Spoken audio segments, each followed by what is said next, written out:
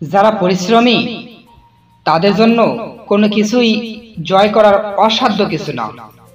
শিক্ষিত কোনো ব্যক্তির জন্য কোনো দেশেই বিদেশ নয়। মিষ্টভাষীদের কোনো শত্রু নেই। ঋণ অগ্নি ও ব্যাধির শেষ রাখতে নেই, কারণ তারা আবার বেড়ে যেতে পারে।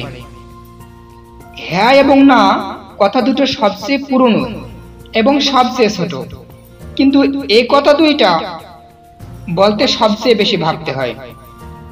তাই বলার আগে 100 বার ভাবুন। এটা এমনও হতে পারে কারো জীবনে, কারণ জীবন মরণের উত্তর। ভালোর ভালো বলে এই দুনিয়ায় কিছুই তো নাই।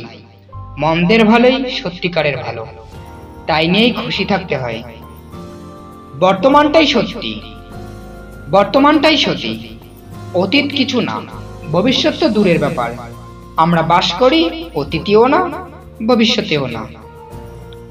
প্রথম শ্রেণীর চামচা হচ্ছে যারা স্বার্থ সিদ্ধির জন্য চামচার ভাব ধরে থাকে, আর তৃতীয় শ্রেণীর চামচা হচ্ছে তারাই যাদের জন্মই হয়েছে চামচা হিসাবে।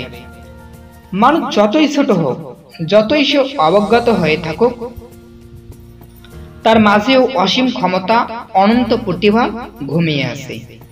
অনুকূল পরিবেশ পেলে তার ভিতরকার রূপ, মহিমা অনন্ত শিখায় ফুটে উঠবে।